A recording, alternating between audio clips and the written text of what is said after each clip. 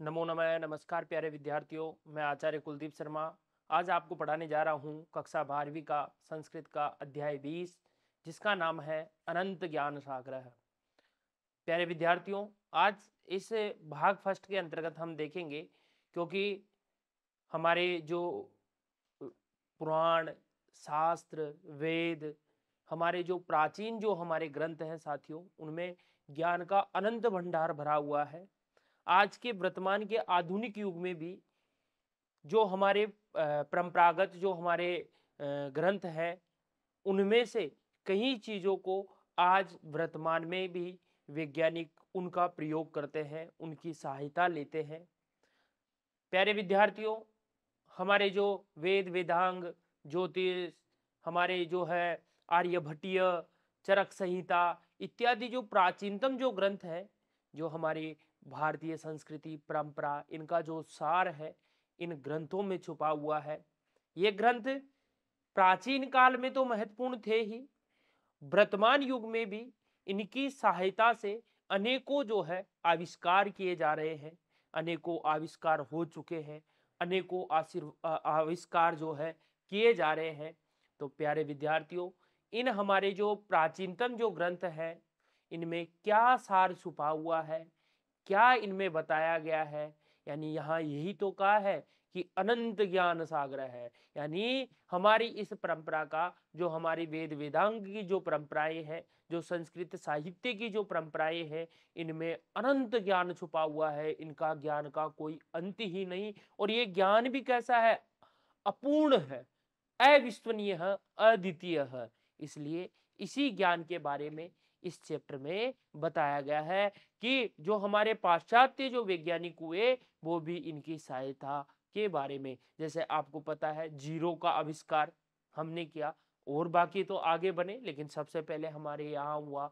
जो हमारी शल्य चिकित्सा है, जिसको सर्जरी कहते हैं, उसका आविष्कार हमारे यहाँ पहले हुआ। यानी ऐसी काफी चीजें हैं, वाहन इत्यादि का जो निर्माण जो आज हो रहा है, उनके विषय में पहले ही हमारे जो ग्रंथ हैं उनमें बता दिया गया है। इसी के विषय में हम जानेंगे। आपको दिख भी रहा होगा कि अध्याय 20वां है, अनंत ज्ञान सागर है। कहा गया है प्यारे विद्यार्थियों, अस्माकं संस्कृत वाङ्मयम् अत्यधिकम प्राचीनम विशालम सागरवत ज्ञान गंभीरम विराजते। हमारे जो संस्कृत वाङ्मय जो है वो अत्यधिक प्राचीन है और विशाल सागर की तरह, यानी बहुत बड़े सागर की तरह, जिसे सागर का कोई अंत नहीं होता, उसी की तरह इसमें बहुत ही ज्ञान गंभीर छुपा हुआ है। ऐसा अमिट ज्ञान है कि जो आपको और कहीं नहीं मिल सकता। न केवलम आध्यात्मिक क्षेत्र है। अच्छा, ये जो ज्ञान है केवल ऐसा नहीं है कि आध्यात्मिक क्षेत्र हो, पूजा पाठ, देवी देवता इत्यादि संबंधित हो, ऐसा नहीं है। अपितु विज्ञान क्षेत्रे अपि प्राचीन भारतीय ऋषि भी बहव वैज्ञानिक सिद्धांत सूत्र रूपेण संदर्शिता। कहा गया है कि ये जो ज्ञान है ये केवल आध्यात्मिक नहीं, विज्ञान क्षेत्र में भी यह ज्ञान बड़ा ही, जो हमारे जो ऋषि मुनि महर्षि इत्यादि हुए, उन्होंने वैज्ञानिक सिद्धांत के कई सारे सूत्र बताए गए हैं, कई सारे सूत्र इसमें प्रदर्शित किए गए हैं। अद्यत्वे पाश्चात्य विद्वांसा अपि भारतीय विज्ञानेन आकृष्टा भूत्वा। आज भी जो है, जो पाश्चात्य जो वैज्ञानिक है, जो पाश्चात्य जो विद्वान है, वो भी भारतीय जो विज्ञान में जो आकर्षित होकर, भारतीय विज्ञान से आकर्षित होकर अनुसंधान कार्याणि कुर्वन्ति, अनुसंधान कार्य करते हैं। ऐसा ज्ञान हमारे जो वेद वेदांग है, जो संस्कृत साहित्य है, संस्कृत जो वाङ्मय है, उसमें छुपा हुआ है। कहा जाता है कि अनेकः पांडुलिप्यः विदेशेषु मठेषु मंदिरेषु इदानीम अपि वर्तमानः सन्ति। यानी अनेक जो पांडुलिपियां है, आपने देखा होगा, इनकी खोज की गई, इनमें क्या क्या संदर्भ है वो बताया गया। जो आज भी अनेक जो पांडुलिपियां है, विदेशों में, मठों में, मंदिरों में, इन इस वर्तमान समय में भी, वर्तमानः सन्ति, वर्तमान में भी, इस समय भी ये पांडुलिपियां हैं। यासाम प्रकाशनम न जातम, जिनका ऐसी कई पांडुलिपियां हैं, चाहे वो विदेशों में हो, मंदिरों में हो, मठों में हो, वर्तमान समय में भी इनका प्रकाशन नहीं किया जा सकता। ऐसी बहुत सारी की आज भी पांडुलिपियां वर्तमान में है। भारतीय ज्ञान राशि संरक्षणम, भारतीय जो ज्ञान राशि है, ये जो भारत की जो अमिट ज्ञान है, इसका संरक्षण, इसका सुरक्षित करना, इनको संरक्षित करना, इनकी रक्षा करना अस्माकं सर्वेषाम एव कर्तव्यम अस्ति, हम सबका क्या है, नैतिक दायित्व है, नैतिक कर्तव्य है।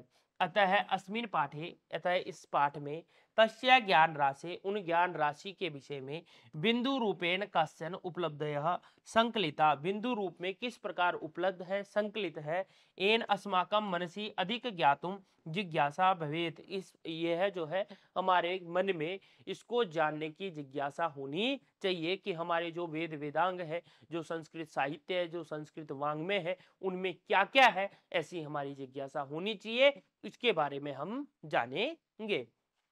कहते हैं, कहा है कि संस्कृत वाङ्मय से द्विविधम, संस्कृत वाङ्मय कितने प्रकार का है, दो प्रकार का बताया गया है। कितने प्रकार का, दो प्रकार का। यहाँ संस्कृत वाङ्मय कितने प्रकार का बताया है, दो प्रकार का बताया है। ठीक है, कौन कौन सा बताया है, एक तो है आध्यात्मिक विज्ञान और एक है ज्ञान विज्ञान। इन दो भागों में संस्कृत वाङ्मय को बांटा है, आध्यात्मिक और ज्ञान विज्ञान। आध्यात्मिक में क्या है, जो हमारे वेद हैं, उपवेद है, वेदांग है, जो हमारे पुराण है, रामायण है, महाभारत है, ये सारी तो आध्यात्मिक में आ जाती है। और ज्ञान विज्ञान के अंतर्गत हमारी आते हैं आयुर्वेद, गणित, वास्तु विज्ञान, ज्योमेट्री, ठीक है, इसके अलावा शल्य चिकित्सा, इसके अलावा विमान शास्त्र, इसके अलावा जो है पादप शास्त्र, जीव विज्ञान, रसायन विज्ञान, जंतु विज्ञान, बहुत सारी की ऐसी चीजें हैं, इनको दो भागों में बांटकर इन्होंने बताया है। प्रारंभ करते हैं पाठ को। कहा गया है कि संस्कृत वाङ्मय द्विविधा, संस्कृत वाङ्मय कितने प्रकार का है, द्विविधाम विभक्तुम, दो भागों में विभक्त किया गया है, विभक्तुम शक्यते, किया जा सकता है।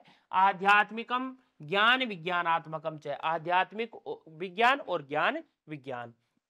आध्यात्मिक साहित्य, आध्यात्मिक साहित्य में वेदाः, उपवेदाः, वेद, उपवेद, वेदांगानी, वेद के जो अंग हैं छह, कितने, शिक्षा, कल्पोत्तर, व्याकरणम, छंद, निरुक्त, ज्योतिषाम, ये छह अंग हैं।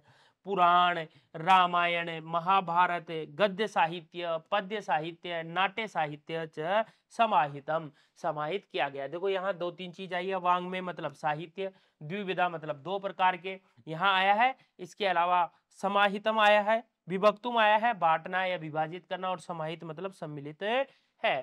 कहा गया है आगे, विज्ञाने तु आयुर्वेद गणितम, जो है दो भागों में बैठा।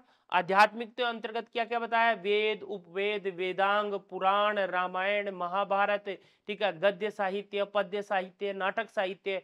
और विज्ञाने, ज्ञान विज्ञान के अंतर्गत है आयुर्वेद है, गणित है, वास्तु विज्ञान है, भौतिक शास्त्र है, रासायन शास्त्र है, जीव विज्ञान है, ज्योतिष शास्त्र है, इत्यादि बहुनी शास्त्राणी गण्यते, इत्यादि बहुत से शास्त्रों की गणना की जाती है। गण्यते आया है, गिने जाते हैं।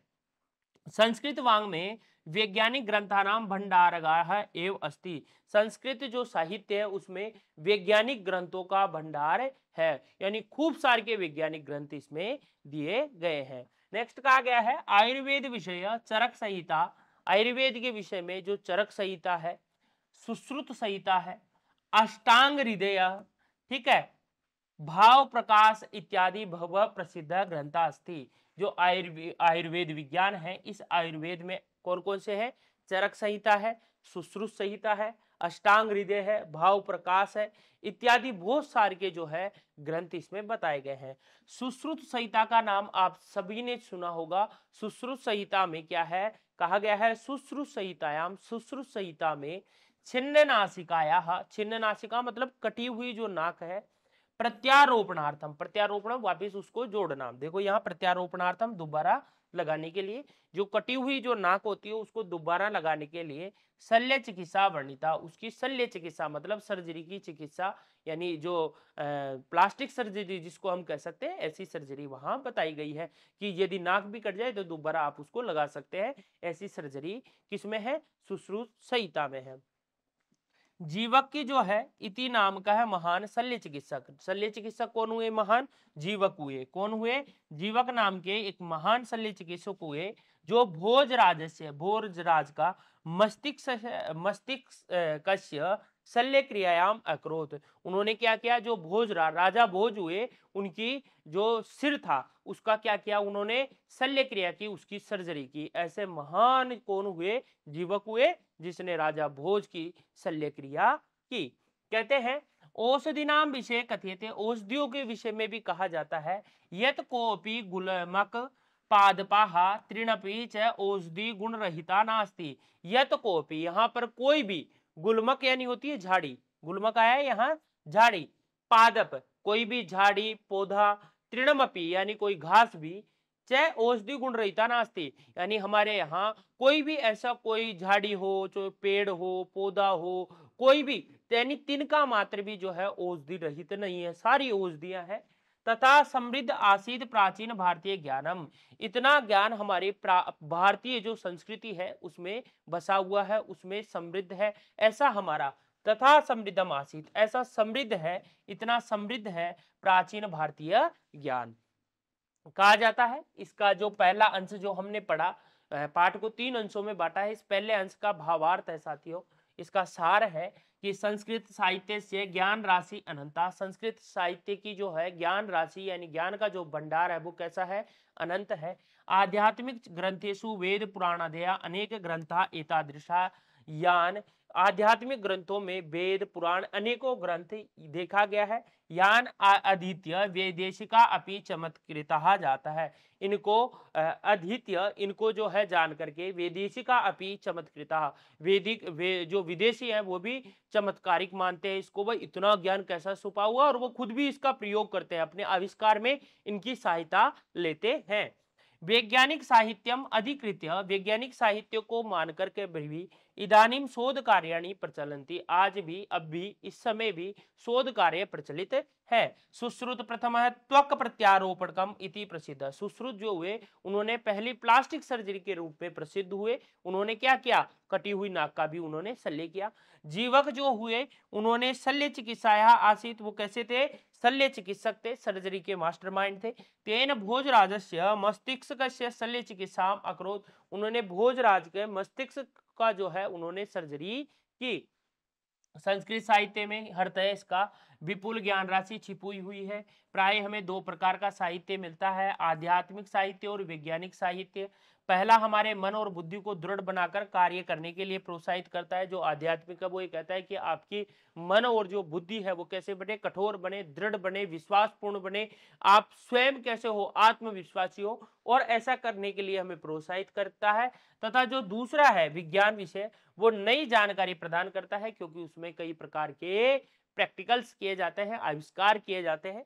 भारतीय आयुर्वेद आज विदेशों में भी अपनाया जा रहा है, क्योंकि आयुर्वेद जीवन जीने की एक कला बता देता है। ऐसी कलाएं हमें आयुर्वेद बताता है। और कोरोना काल में तो आप सबने देखा होगा कि आयुर्वेद का हमने काफी सहारा भी लिया, घर पे ही नुस्खे अपनाते थे हम। ठीक है। चरक सुश्रुत दोनों ग्रंथ इस क्षेत्र में अति प्रसिद्ध है। चरक ने रोग चिकित्सा तथा सुश्रुत ने शल्य चिकित्सा वर्णित है। सुश्रुत पहले प्लास्टिक सर्जन माने जाते हैं, जिन्होंने अपने ग्रंथ में कटी नाक को जोड़ने का शल्य क्रिया का कार्य किया, और जीवक राजा भोज के मस्तिष्क का शल्य क्रिया का कार्य किया। ये 2 इस क्षेत्र के बड़े ही महत्वपूर्ण माने गए हैं। ठीक है।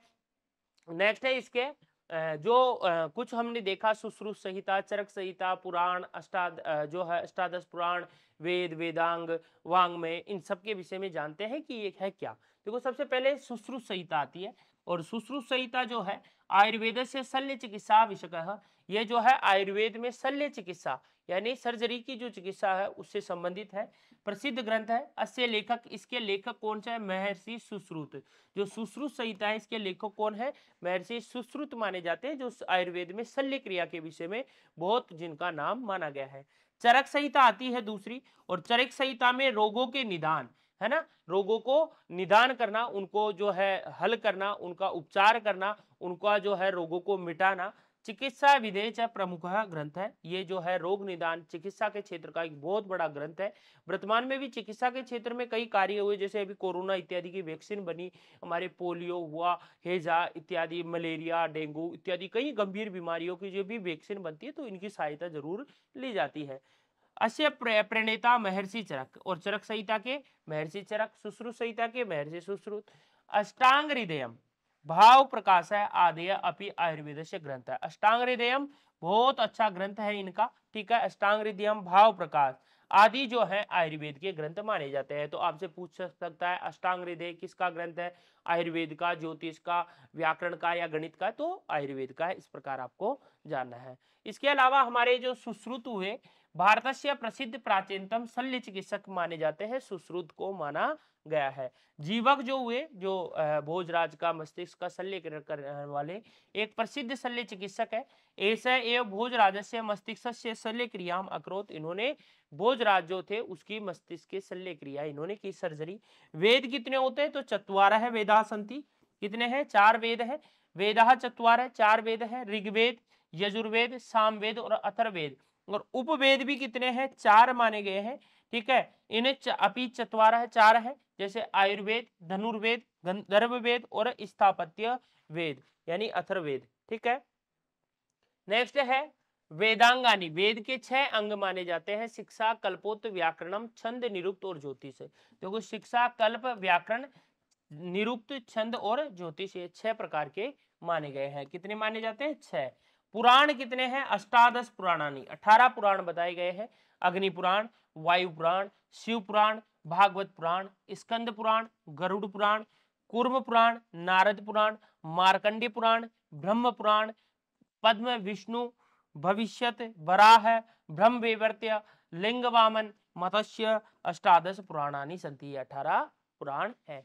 इस पहले अंश के यदि हम अब देखेंगे व्याकरण बिंदु, अस्माकम यहाँ शब्द आया है, अस्मत् शब्द का षष्ठी का बहुवचन होता है अस्माकम, और अस्मत् शब्द के रूप चलते हैं अहम, आवाम, वयम, माम, आवान, अस्मान, मया, आवाभ्याम, अस्माभि, मह्यम, आवाभ्याम, अस्मभ्यम, मत, आवाभ्याम, अस्मद, मम, आव्यो, अस्माकम, मयि, आव्यो, अस्मासु। इसलिए इस प्रकार विज्ञानम जो शब्द है वी उपसर्ग है यहाँ ज्ञा धातु, और लुट लकार का लुट प्रत्यय यहाँ है, जिसका जो है लुट प्रत्यय बनकर ये शब्द बना है।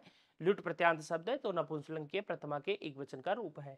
समाहितम जो शब्द है सम उपसर्ग है, इसमें सम और आंग उपसर्ग है, धा धातु और कत प्रत्यय से मिला है, धा को ही आदेश हो जाता है, और ये जो है नपुंसकलिंग का प्रथमा का एक वचन है। प्रत्यारोपणम जो शब्द है प्रति और आंग उपसर्ग है, निच धातु है, कत प्रत्यय से ये बना है, और ये भी निच और लुट ये 2 प्रत्यय इसमें लगे हैं, ठीक है। नपुंसकलिंग के प्रथमा का एक वचन का रूप है। ग्रंथानाम शब्द है, जो ग्रंथ शब्द है मूलतः है, जिसका षष्ठी का बहुवचन यदि आप करोगे तो ग्रंथा नाम शब्द बनेगा, ठीक है। नेक्स्ट है मस्तिष्कस्य, मस्तिष्क शब्द है जिसका षष्ठी का एक वचन बनता है मस्तिष्कस्य। छिन्न नासिकायाः, ये भी षष्ठी का जो है एक वचन है, और छिन्न नासिका षष्ठी का एक वचन, मूल शब्द छिन्न नासिका होता है, ठीक है। इसके अलावा जो है हम आज की कक्षा के अंतर्गत यहीं तक पढ़ेंगे, इसके जो सेकंड पार्ट है उसको हम नेक्स्ट कक्षा में जानेंगे। आज के लिए इतना ही। हमारे वैदिक जो साहित्य है, जो हमारे वेद वेदांग है, जो संस्कृत साहित्य है, वो कैसा है, बहुत गंभीर रूप में है और बहुत विशालतम माना गया है, जिसको आध्यात्मिक साहित्य और विज्ञान साहित्य के रूप में विभाजित करके अलग अलग भागों में बांटा गया है, ये हमने जाना। आज के लिए इतना ही। बहुत बहुत धन्यवाद। जय तु संस्कृतम, जय तु भारतम।